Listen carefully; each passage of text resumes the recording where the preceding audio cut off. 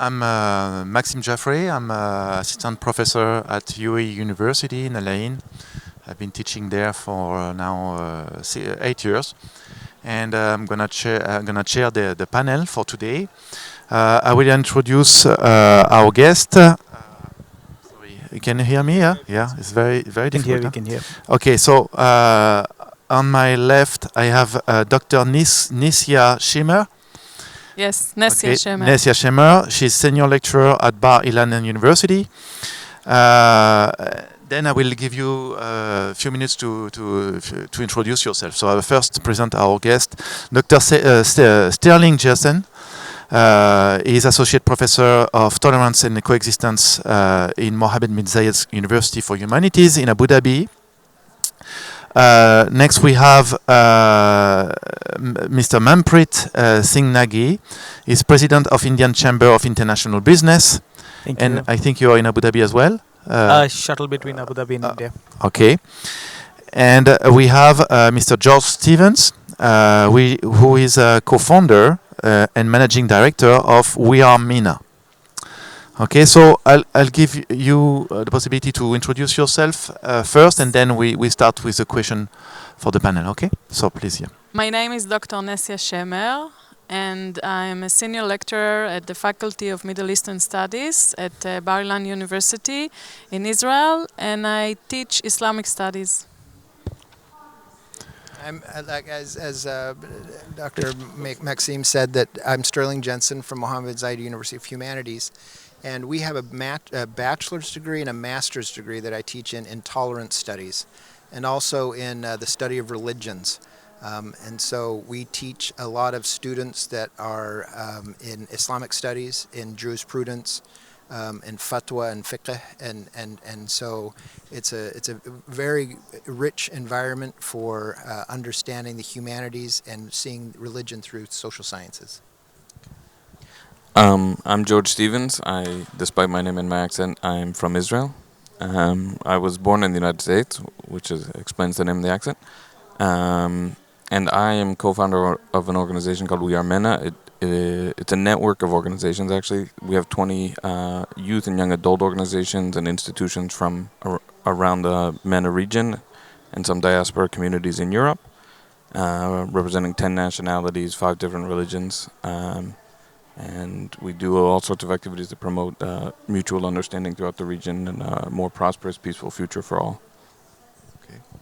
My name is Manpreet Singh. I represent Indian Chamber of International Business. Well, it's a chamber of commerce, but we're present in 42 countries, including UAE. And I'm also as an ambassador for the Ministry of Education in India. In one of its AI divisions, which is Anuvadini, where we're using the technology to convert all the global languages, the technical books, to 23 regional languages in India. Thank you. Okay, so let's start with our discussion. I will introduce briefly the panel, and then I will ask our guest speakers some questions, and then we'll engage with the discussion.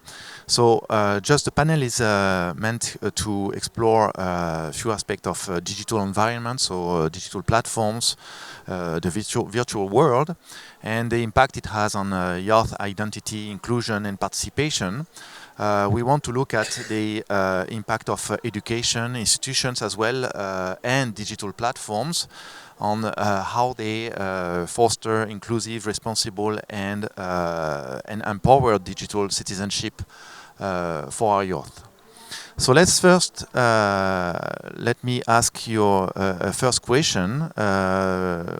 So how are virtual and digital spaces influencing youth identity formation in today's interconnected world? Okay, so who would like to start? Okay, me. Dr. Nesson, yeah. So, of course, there is a lot of influence to the digital media, and especially in Israel, the country I come from. It's a democratic state and a free society, so digital environment holds a very important space in everybody's life. People like to write, like to express, like to comment. Everyone has 3 opinions on each subject. And so Israeli society is very active in this area. Another thing you have to understand about the society in Israel is that it's very diverse. Majority is Jewish, of course, and among them there are secular Jews, there are religious Jews, ultra-religious Jews, and we have also 2 million Muslims, citizens in Israel, and also Druze and also Christians. So every group has its own opinions, and they are all interact on social media. So it has the opportunities and of course challenges. And many Israelis come from different parts of the world as well. Yes. Yeah, should not forget that. Yeah. Okay. You want to add something, Jason? Yeah, on the other side of the spectrum, here in the, I mean, I come from the United States, so, you know, being here, I've been here 12 years, and one of the topics that I research heavily on is civil society. And here you don't have traditional type of civil society like you have in a democracy or other places. And there's areas, you know, that I've looked at in Indonesia where you do have very active, right, civil society, and for youth that becomes an outlet. Right, it gives them a political voice. It gives them an opportunity to define themselves through some type of community they can find. But here, even though social media is accessible, right, there's a gap between, you know, what you can officially do and what you can't officially do. And I think there's very good wisdom in a lot of the laws that they have here because of, you know, trying to fight extremism and things like that. But it's interesting to observe when it comes to identity, because if someone isn't able to express their identity, right, in society as much, they might be able to find, right, an online community that they might do that, and it's not as you know, as open or public as you might say. And so I think it's a very interesting dynamic that's different than an area where you have a very deep and developed civil society that doesn't have an attachment to government. Yeah. So we've actually just concluded a research project that took about 6 to 12 months. And that's here. She led the research on youth organizations and youth diplomacy in the MENA region. And one of the things we found is youth, first of all, the question is on to something. Identity of youth exists in virtual spaces as much as it does in physical spaces. We don't know in the long term how that's going to affect things. It's like we're at the printing press, how much did it affect humanity and everything that we do today and since then. So we only know the tip of the iceberg in terms of how that's going to affect things, but for youth, it creates an outlet. It looks, as you two have brought up, it looks different in every country and every society and communities within any given society as well. It creates an opportunity to connect between societies, and there's memes and there's jokes that cross boundaries and within the region and beyond the region, and people feel like they're part of something larger than themselves. On the one hand, their opportunities in life are sometimes limited, so the online space and the real space often contradict, which is a major challenge. And also the ability to encounter content from around the world is both a huge opportunity because it means you can have interactions with and gain knowledge that you could never have gained before in human history, and not only a textbook knowledge, but also talk to someone from around the world and have interactions with them. On the other hand, hate speech and fake news and misinformation are much easier to disseminate, so it's a mixed bag. It depends how academia, civil society actors, governments, educational institutions facilitate that mixed bag, and whether it is the young generation can be more interconnected than ever before or more hateful, and it depends a lot on all these different fields and what we do with them. How about perspective from India? Okay, let me put a slightly different perspective. I think as educators, as elders, as parents, as governments, I think we're missing the bus. That's what I feel. You have to understand what the youth is thinking about today and what they are all about. And that is what is important. By that, what I mean is we have forgotten that allowing a child or a young person or a teenager to do whatever they want online just because it's so-called not harming anybody is wrong. We have to understand that there is a sentence or a word called discipline, and there is another phrase called to discipline. So it is very important that without discipline, irrespective of the society, it might be a democracy, it might not be, but if you're not disciplined and teaching your children how to be in a certain behavior in public and in private, that is very important. We are actually facilitating bullies online. I mean, I'll give you a classic example of games that are coming online nowadays. We have heard a lot about Roblox and many such ones, that where you can do whatever you want, you can be whatever you want, and in a certain percentage, I would say, in single digits, it's a good thing that a child can express themselves where they can't do it in real life. But when you look at the percentages, maximum are turning out to be a disadvantage. So this is what it needs to be regulated. And by regulated, I don't mean that the governments need to be involved. I think it is the companies and ethics of these companies that is involved. And it is important.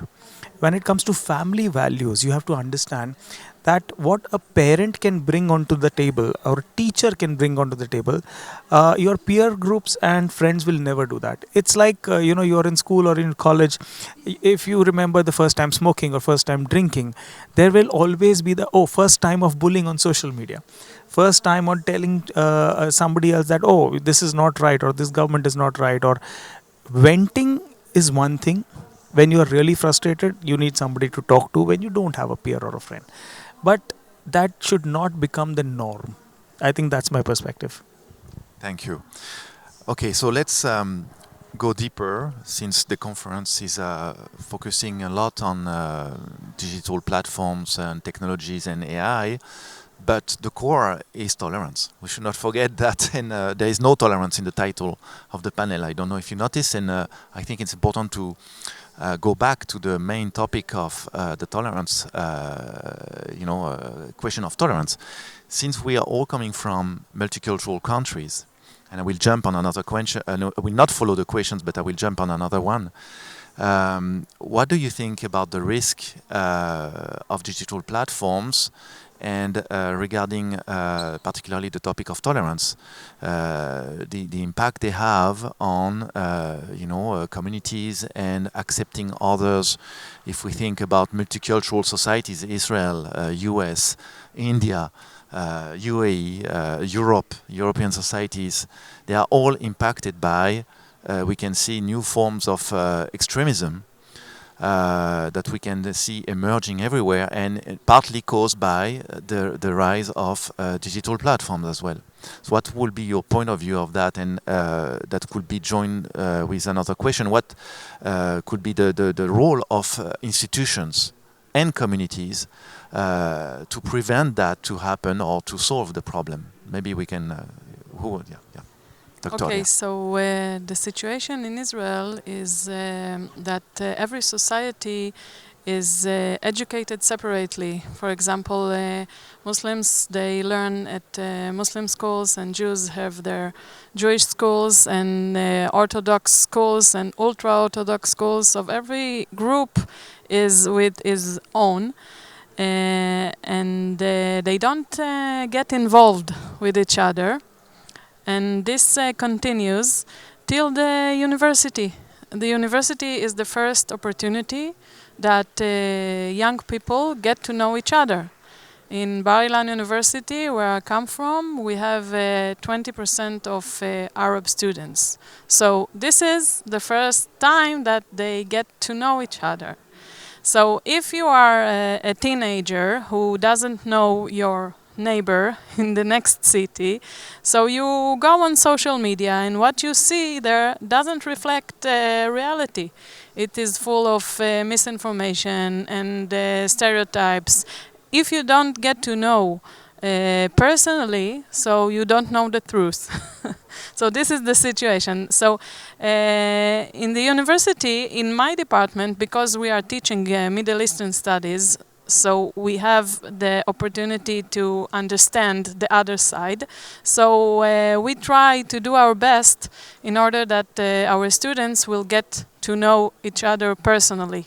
We take them tours and make live encounters with students that are not from the same group in order to open their mind a little bit and make them see the other not through social media.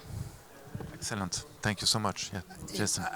I agree with you that the university is a very unique environment for students, right? For the interaction, the socialization, right? Of the other, and for a lot of our students, it's I mean, I'm the first non-Muslim faculty that a lot of them have ever, really interacted with, and so it's a wonderful opportunity for them and for the program, and I think that how they socialize, and we use digital platforms. One of the main learning outcomes of our bachelor's degree and the master's in tolerance is obviously to inculcate the values of an understanding of tolerance and peaceful coexistence. And so I think that we have to have very close faculty engagement as they use the platforms. So sometimes in class we will visit web pages and websites of other cultures and religions, right? If we're studying Hinduism, we'll go and hear and see, or Judaism, we'll visit Israeli websites or Jewish websites, and Christian ones, and so. But you have to have a faculty, someone who knows how to navigate these things. I think it has to be guided, just like you said. Because I've also been in classrooms where I'll ask them a question and they're just pumping out, and the students, at least the ones I'm working with daily, right, are completely using AI, right, to generate all of their assignments, right? And, I mean, they're completely relying on it, and so I have to design classes and assignments where we can discuss these things, and I can look at it and say, well, is that accurate?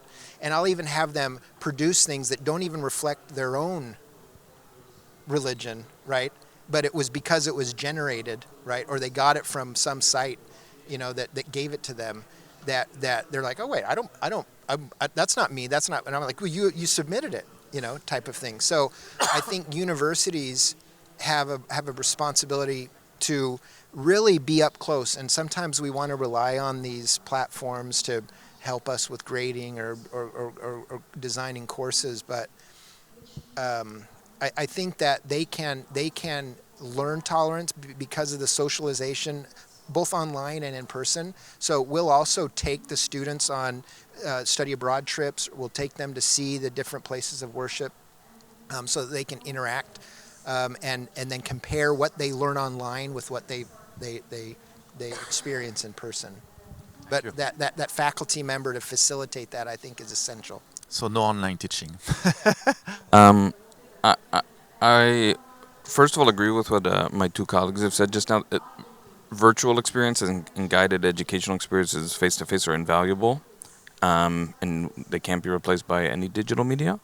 I want to push back, though. I think that it's not that the face-to-face interactions are good and social media and digital spaces are bad. I think they go back to what I said before, like the printing press. The printing press is a tool that was used by Martin Luther King and by the Nazis and by people that promoted love and people that promoted hate.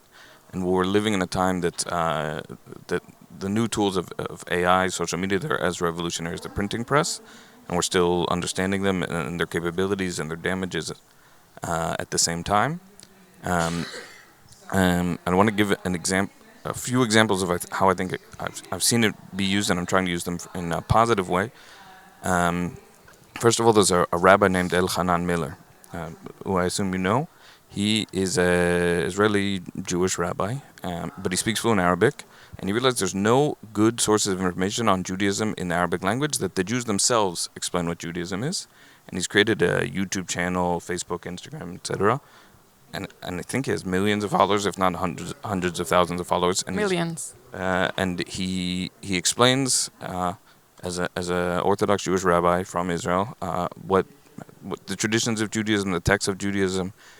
Sometimes he explores different Jewish communities that come from Islamic countries, from Iraq, from Morocco, Yemen, and that's a fantastic project.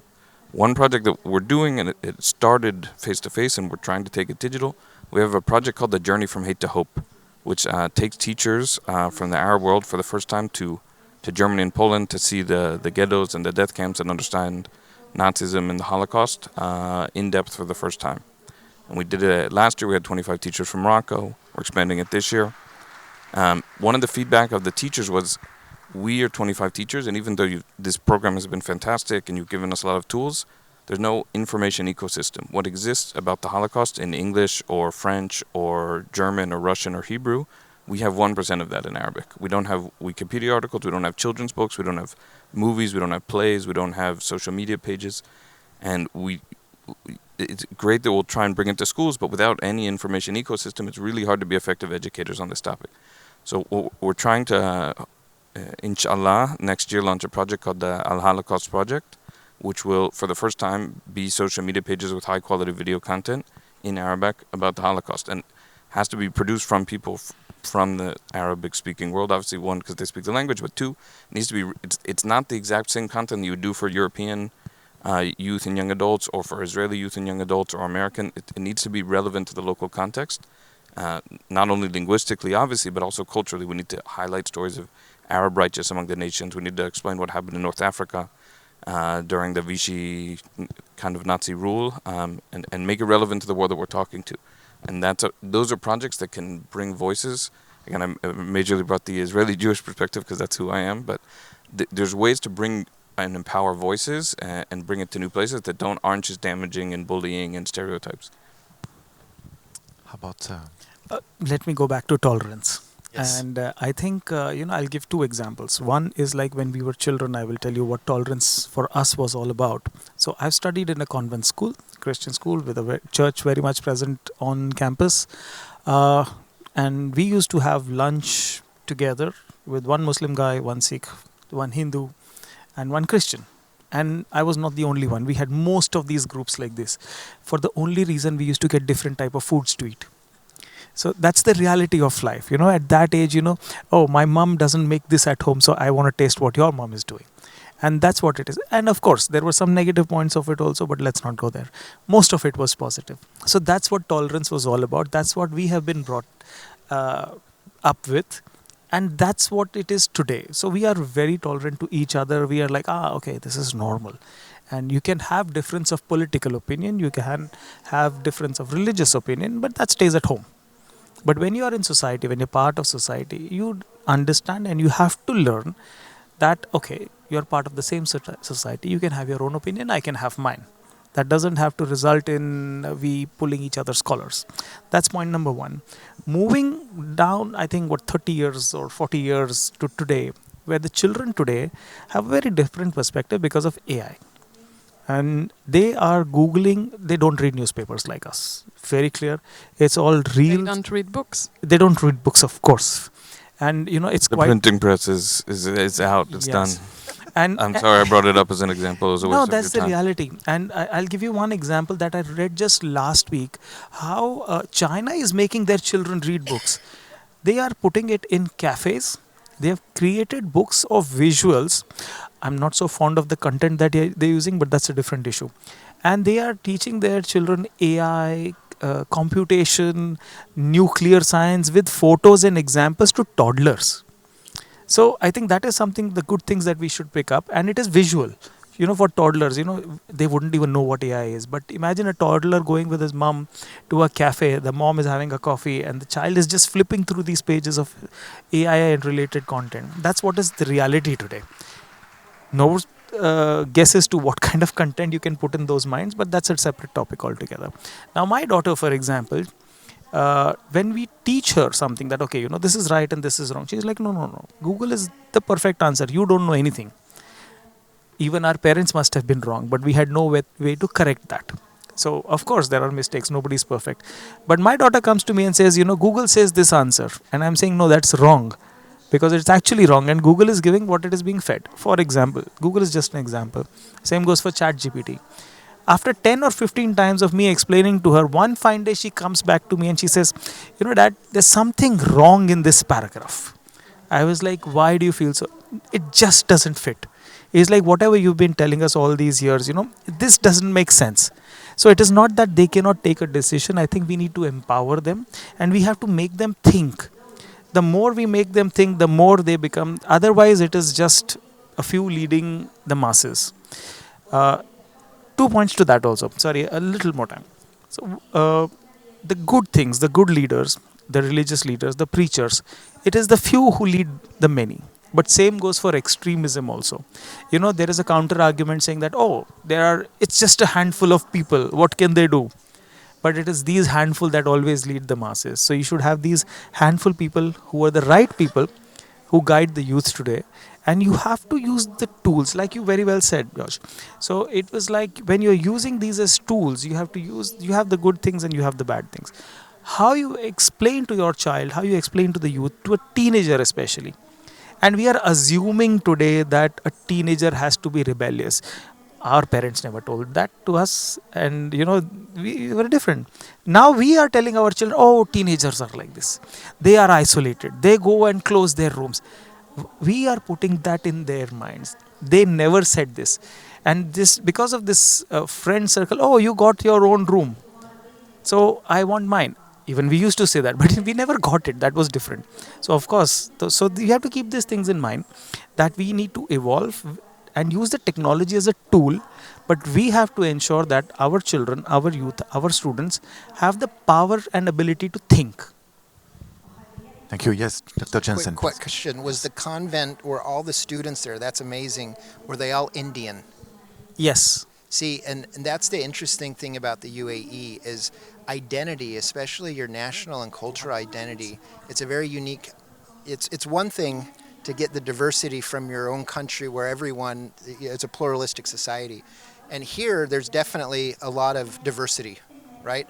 But, language, right? And so, influences your national identity. If you're growing up with all these different cultures, right? How do you strengthen, if you're an adolescent or you're, and all your friends are speaking in English, right? And you go home and you're talking to your parents in English, but that's exactly what India is. Sorry to cut you off, but in India, for example, we have 29 states today. We have 27 official languages.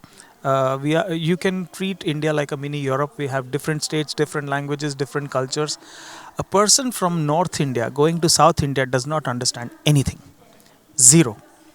But does he question if he is Indian or not? No, but he questions himself that, you are from this religion or you're from this state. Yeah, and so, but not religion, of course. Yeah, well, and the thing is again, it's a beautiful, it's just a different type of experience here. We all that lived here, 90% of us that live here are residents, right? We're guests, and as people that want for the success for the UAE, there's also an identity issue. So obviously there's multiple identities, but there's also a UAE identity. And at our university, the essence, right, is to help strengthen language, Arabic language, right, your national identity, and those values in an area, in a country, in a society that's very diverse, that is pulling you to a different kind of direction. Yes, true. It's remind me an example as well from my experience as well. As a professor at UAU, where we have something like almost 99% of Emirati students in the lane. And I'm teaching a course in digital sociology. And of course, I introduced the course with Silicon Valley, the very beginning of computing and the project of Silicon Valley as a military project. And few of my students actually came up with a question, but with stereotypes. And it was surprising to me because I know they are using, probably abusing AI, even in exams. So they live with AI, but they came up with a question. But doctor, Silicon Valley is all controlled by Jews. And I said, okay, so why do you say that? What is the fact of that? And they said, but because people say that. And I said, did you check that? Did you make research on that? They said, no, but that's what people say. And I say, okay, so if you look at facts, people who are actually employed in Silicon Valley, we should actually say that mostly Indians. Okay, so you see, it's interesting how young people nowadays using AI, living with internet and AI, cannot figure out, basic facts if you do simple research, and realize that what they are saying is. So we are discussing that, and they started to realize. And the students who made the comment like that came to me at the end. Thank you, doctor. I didn't realize. I learned something today, and you're right. It's actually mostly Indians who are working in Silicon Valley, and most CEOs in big tech companies are also Indians. So, stereotypes that are very difficult to, to forget or to destroy in a way, are still there. Even in UAE society, which is highly, highly multicultural. We live with, we say, officially 200 nationalities, maybe more. If you think about Dubai. So it's interesting how digital platforms, in a way, create a counter-reality where some people, even Emirati citizens living in a highly diverse and multicultural society, still can have this type of belief. And therefore, I want to emphasize from what Dr. said about the necessity to encounter, to meet others or even travel, which is, I think, in the digital world and era, I think is the only way to fight these stereotypes, as long as you don't understand the reality. Okay, that's the thing. So I want to continue with the next question. Therefore, regarding how can we promote more diversity and inclusion? So while living in the diverse world, how can we promote more inclusion and positive development among young people? What will be the options for us and from your perspective? Thank you. Yes. So first of all, regarding what you have all said, I think that as professors in universities, we will have to think what will be the future of our teaching, because if we give our students an assignment and it's all AI, so what we have done? So maybe our mission today is to teach our students how to think more critically about information they find, and how to check everything, every fact, every video they see, if it's true or not. Because this is the real problem of social media. You see videos and it sometimes it doesn't connect to the same event. This is one thing. And I think regarding what you have asked, is that our challenge is to create an alternative, to create a positive content on social media. And for me, as a teacher of Islam and Middle Eastern studies, I see it as a mission to be like as a mediator between Jewish society and Arab society in Israel, because we interact together, we learn together, work together, everything, but there is a lot of tension between these groups because of the situation, and because of that when you don't know the other, so you have stereotypes and you sometimes fear of him. But when you get to know him, so you don't fear anymore.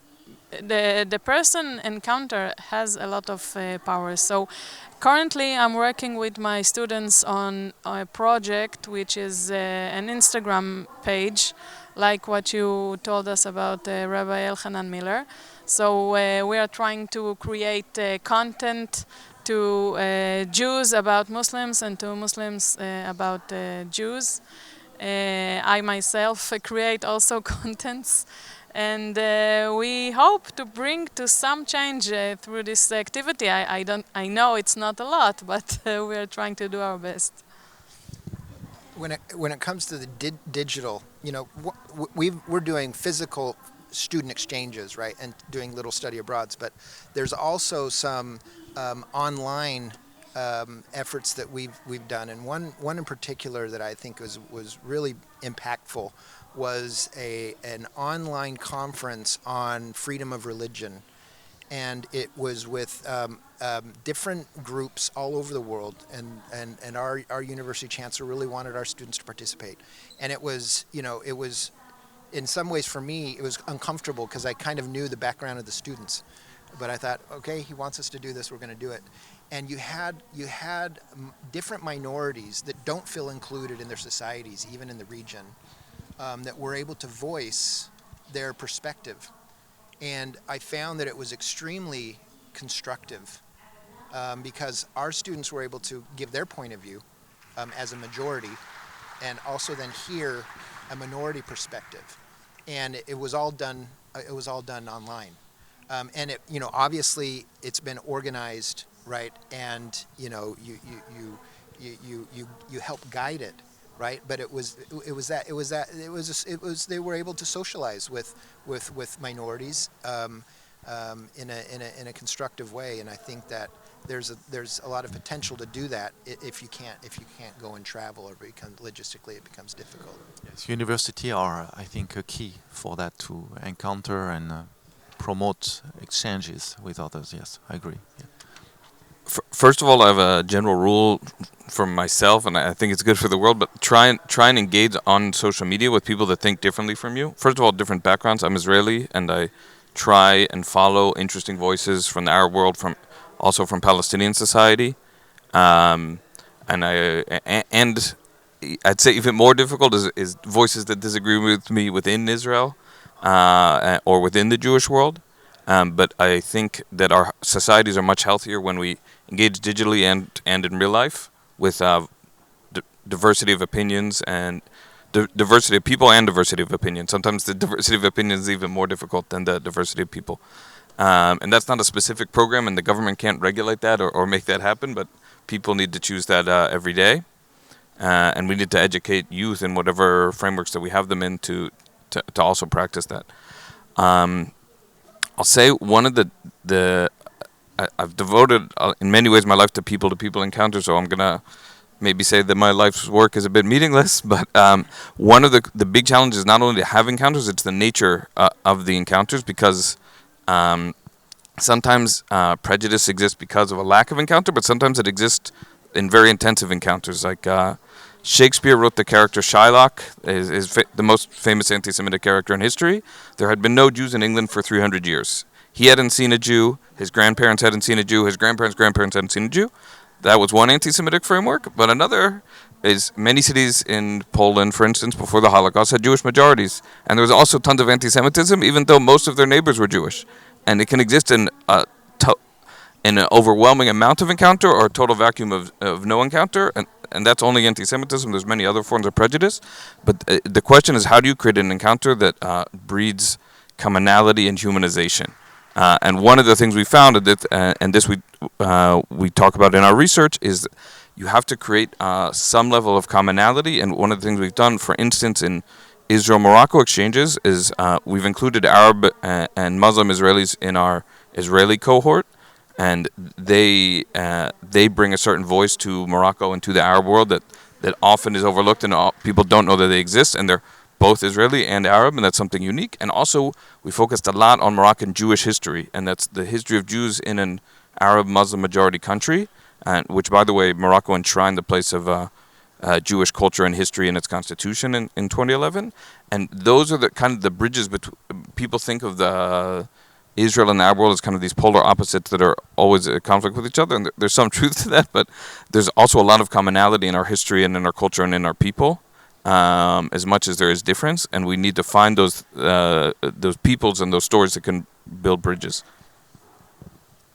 How about perspective from India? Perspective from India, well, let me put it this way, that, I'll go back to the reality of today. We are all on social media, I'm sure.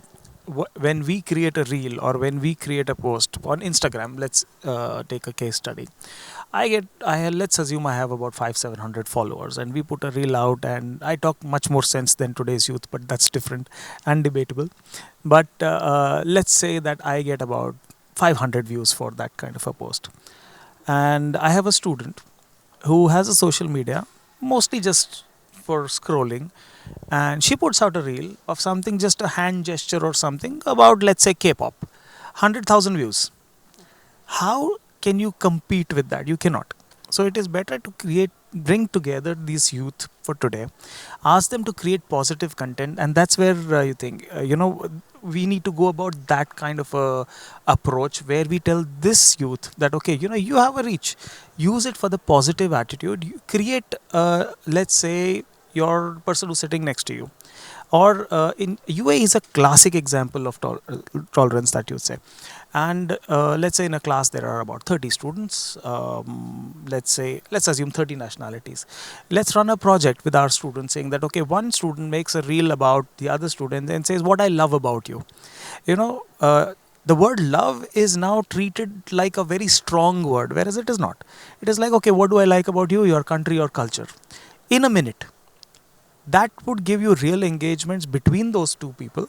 And if we do that with all 30 people, I think the next 3 years are gone. And we give the project some marks where they feel that it's worth it. And they use AI as a tool for editing these videos and not for the opinions that you have. I think this is something that I would really like to do with the student of today, and that would really bring out the tolerance. And with 200 nationalities here, I think the content that would come out at the end of a year, I am sure it would make everybody notice. Thank you so much. Thank you so much for your answers and insightful remarks. Maybe I will give the floor for the audience if anyone may have a question to join anyone before we close the session, because I think it's going to be time. Anyone in the audience? Don't be shy. Yeah, because we're very nice. Yeah, we don't bite. No question from the audience? No. Okay. So I think I want to thank our guest speakers for today and their comments and insightful discussions that we could have. Thank you, everyone, and I hope Thank you too. Thank you so much for hosting. Thank you for the moderation. Thank you so much. Thank you so much. Thank you, everyone. Thank you for the audience as well for listening to us. Thank you.